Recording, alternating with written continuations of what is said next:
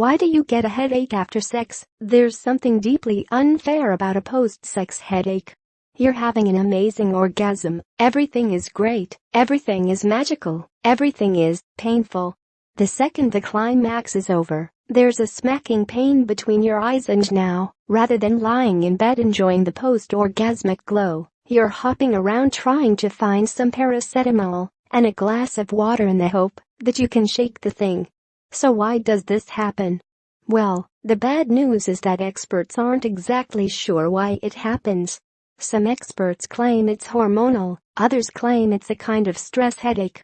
According to the American Migraine Association, there are two types of sex headaches in terms of preventing it from happening. The usual headache advice about drinking lots of water, releasing jaw tension, and not staring at screens all the time applies. It's also worth looking at whether you get these headaches during masturbation-induced orgasms or whether it's specific to penetrative sex. Boring as this advice might sound, a good course of action is to stay hydrated, try and relax as much as possible before sex, and pop some painkillers an hour before.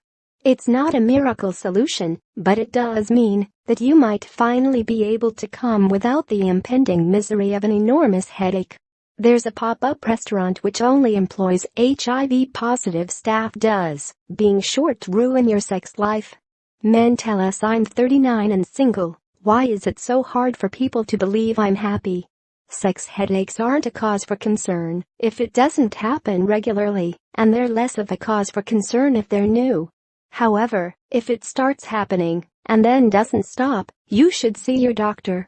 As the AMA explain, people with new or never evaluated headache associated with sexual activity should be carefully assessed by their doctor for an underlying cause and considered for imaging of their brain and the blood vessels in their head to exclude conditions like subarachnoid hemorrhage, arterial dissection, and reversible cerebral vasoconstriction syndrome.